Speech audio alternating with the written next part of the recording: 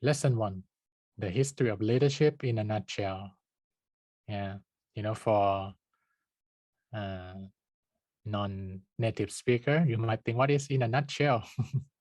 It means like a in brief, like a short version of the history of leadership.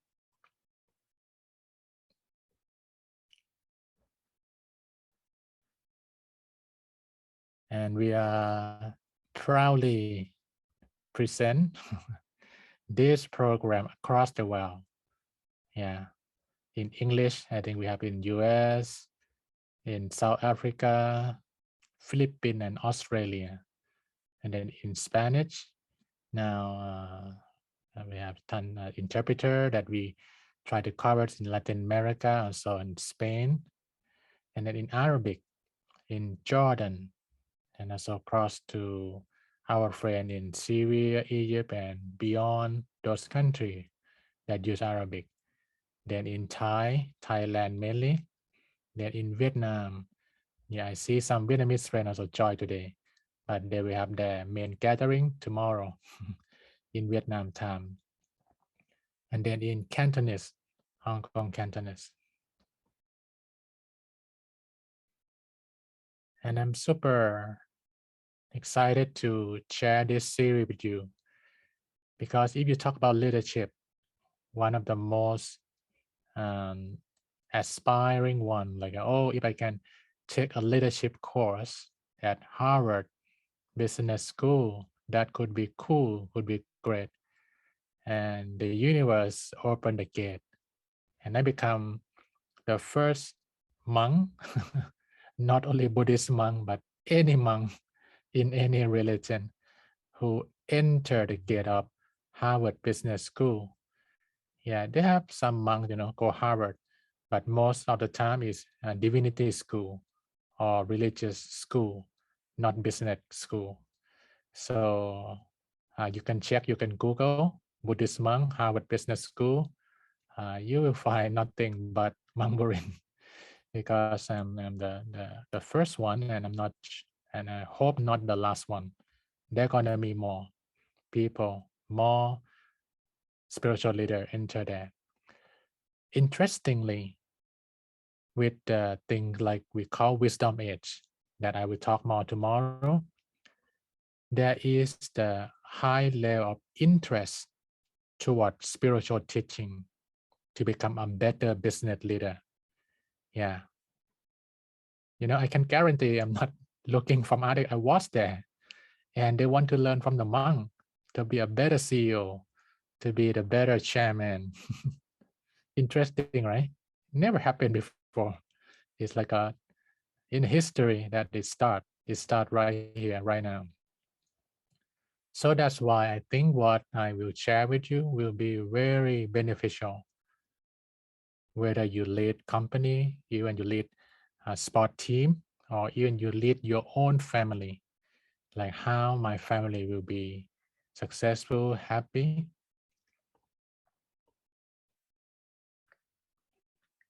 And if you join the last series, Better Me, Better Well, kindness is a new cool.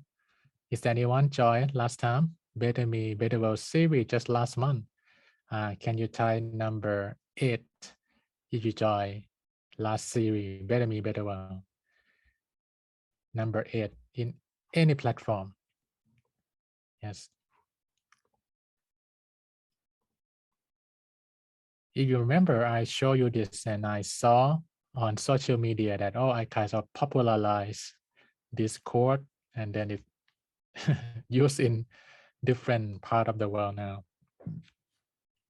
Sorry. Happiness is the new rich. Inner peace is a new success. Health is a new wealth, and kindness is a new cool. Wow. Kindness is a new cool. It's super cool, right? When kindness, yeah, is a new cool. And I share with all participants. Oh, many number 8 come up. Satu. Yeah. You are the middleweight fan now, follow. I share with you this 4L.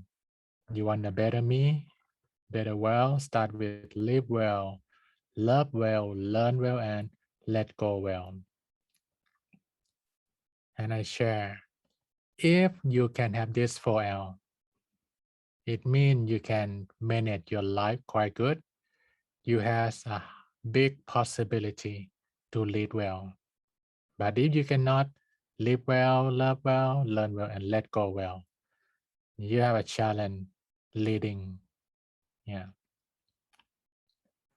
So this time, we gonna go deeper into this term, lead well, how you can lead well. In the 7 day, one topic in each day from Monday to Sunday. Today, lesson 1, a history of leadership in a nutshell. Tomorrow, a new kind of leadership in wisdom age. Yeah. And then lesson 3, lesson 4, 5, 6, that's 4 factor mentioned by the Buddha as a great quality. Yeah, there's a Pali term for it, metta, karuna, mudita, and ubekha. But that is modern language for you. Open your heart to lead. That's metta. Serve others to better oneself. That karuna. And then choose joy, not jealousy. Yeah, this is will be very interesting one. Not too much explained in the West yet. Why joy is must be priority, not jealousy when someone do better, yeah, than you and you feel not good. How we can overcome that negativities, mudita, and then be still at the eye of the storm. That's ubekha. And lesson 7, the last one. Hope you don't miss it. All the lesson, becoming the middle way leaders. Yeah, I will simplify and synthesize on a daily basis how you're going to live your life that you become the middle way leader. You ready? Lesson 1. A history of leadership in a nutshell. Yeah, I hope it's not too academic for you, but I learned this from professor at Columbia University. You know, I kind of knowing about it, but not systematic. He said there's a period long time ago in the history of mankind called Axial Age, like an axis, like the main pillar. The Axial Age. This is a term coined by German philosopher Karl Jasper. You can Google later.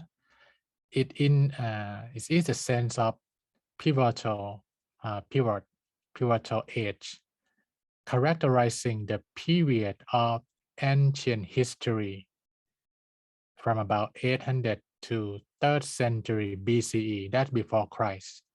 Yeah. So now it's 2021, right? So 300 year or back to 800 year before Christ, before they call AD, AD1, and Domini. That's the calendar. Before that, long time ago. During this period, according to Jasper concept, new ways of thinking appear in Persia, India, China, Palestine, and the Greco-Roman world in religion and philosophy. In a striking parallel development without any obvious direct cultural contact between all of the participating Eurasian culture. Wow, many terms. I think you know Persia, right? Persia, that area. And India, China, Palestine, Greco-Roman. Greco is Greek. And then Roman, yeah, Rome, right? So there's something happened in that few hundred years that striking, similar, but they don't have, from what he researched, Carl Jasper, no direct contact. It just looked like accidentally that something in the universe, in the world, calling for all those great teacher to say things that very relatable.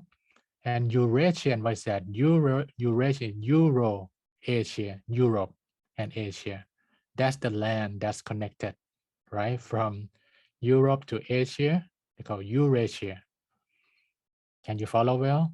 Yeah, it's not too academic, right? Just simple idea. So today I'm gonna show you kinds of different models of leadership. Greco-Roman, you see that green color. So that is like a Western model that lead to America. And then China, right? Asia. And now there's a interesting phenomena, US-China thing going on that try to promote their model as something that effective and working. And there India, yeah, Buddha was born there. To get you more excited about the leadership, I want to show you interesting, it's like a trailer of my talk with Professor Sack that he mentioned this axial age period.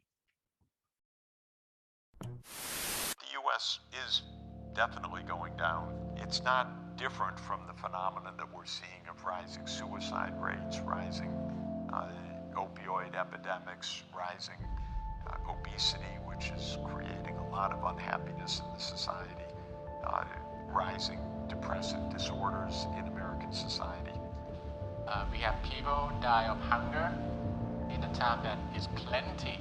There's a lot of excess in our society and a lot of suffering from that. You can imagine, the United States has the biggest GDP on earth, but are you satisfied? People are not happy with the excesses. When you say you want a revolution, we should fix our minds instead. The most basic point you should understand is that these are solvable problems, and they would not cost that much to solve. The truth that really transforms human being is one. It's like sun in the sky that shine to all. But in different countries, we call the sun differently. With Buddha or with Plato and Aristotle or with Confucius, the questions were about the good life. When King of Bhutan talk about gross national happiness, that we should not use GDP only to measure the progress of the nation. Will GDP growth be 3.2% next quarter, 2.7%, 3.4%? It doesn't matter for our well-being, actually. Happy people tend to make other people happy. Unhappy people tend to make other people unhappy. We're not failing because of the lack of things to do. We are failing because we're not doing the things that we should be doing. The middle way is the key concept of Buddha teaching. This is the way out.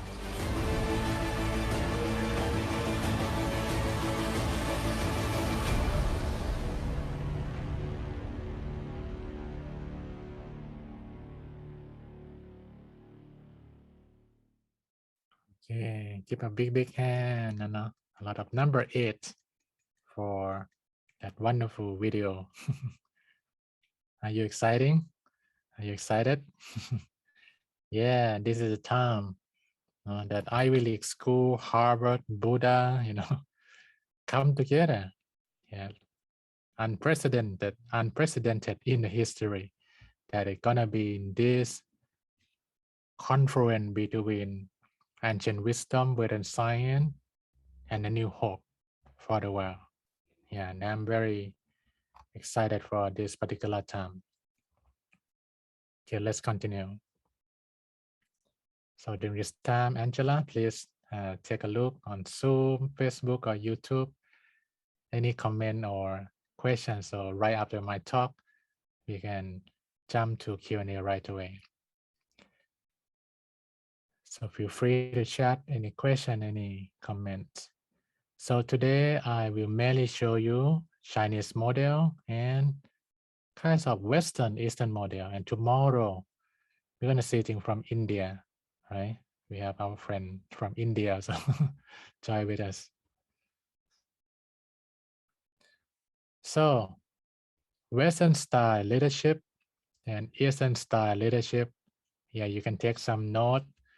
In this series, we have something more fun that we're gonna issue certificate of recognition for anyone who joined this 7 day effectively. So I think Angela will tell you more about it, but there will be like a Q&A that you will submit. I have some question about lesson one. So you can take some note to respond to that. And if you can complete it well, we're gonna hand you the special certificate from MMI New York for your participation. So in history, mainly that's from 1,000 years before Christ. So the leadership thing have been long discussed because leader make impact on millions of life. So for Western style, this is the one that more interesting that I found recently, that it connect back to logic, science, Aristotle. Yeah, those line of Western idea of leadership. It called level 5 leadership. Yeah, you can Google. There's a famous book, Good to Great, that Jim Collins worked with the team of researchers at Stanford University to do some research on what make a great company, not good company. Great company, I mean the company that rise and not disappear. There's some big company, now it's gone, Kodak, gone, Nokia. Yeah, but he researched the company that rise up and stay. Yeah, like Gillette is one of them, and some other company that expand for hundreds of years or more. And he realized that the most important factor is their leader. He didn't focus on leadership at the beginning. He just surveyed any factor that make those company become great company.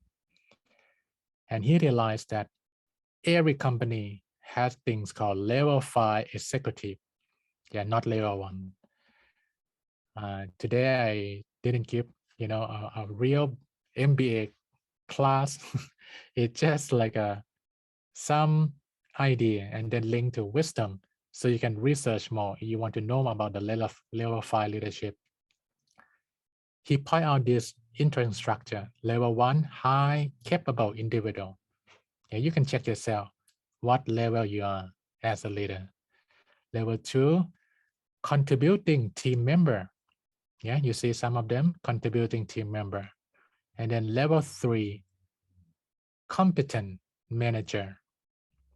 And then level 4, effective leaders. And then level 5, he said, oh, this is rare. Even you become CEO of the company already, it doesn't guarantee that you will have level 5, right? Because good company come and sometimes not stay, but great company come and stay. He said level 5 executive or level 5 leader will build enduring greatness through paradoxical, it's a paradox, combination of personal humility. Wow, humility at the top of the company was that, plus professional will. Yeah, he's at level 5, great company, not arrogant, but humble. Really? This is from the research, and they do survey. Maybe that thing not projected too much in the Western style corporation, right? But the fact is, any company that lasts has a humble leader who care for their team, who care for company more than themselves. Yeah, the arrogant one, they're gone, they're corrupt, they out from the business. Interesting, right? So professional will. Yeah, you can imagine someone like Steve Jobs, like I would change the world. I will have a new innovation, that professional will. And then personal humility, very humble, very kind. Yeah, you can imagine someone like Martin Luther King, Lincoln, or many great leaders. Steve Jobs himself, on the surface, he doesn't look humble, right? But if you study in his book about before he died, he asked someone who follow him. He has that humility that he listened. He listened to some good idea, some good thought, not put himself at the center always. Yeah, he had that part of give and take. Okay, we jump quick to Eastern style, Yin and Yang. Yeah, are you quite familiar? I think we have many Chinese friends. Yin and Yang, you know about this? Chinese Thai number 2, Yin and Yang leadership. What is that, Yin and Yang? Yin and Yang is an ancient Chinese concept which believe there exist two complementary forces in the universe. One is not better than the other. Instead, they are both necessary, and a balance of both is highly desirable. In the concept of yin and yang, too much of the either one is bad. The idea is a balance of both. The hot Sahara desert, for example, is an example of extreme yang. So yang is hot, right? While bitter cold Antarctica is extreme yin. Wow, super cool. Yeah, neither is desirable. So extreme is not good. Yin and yang is good. In the middle is good. Hmm.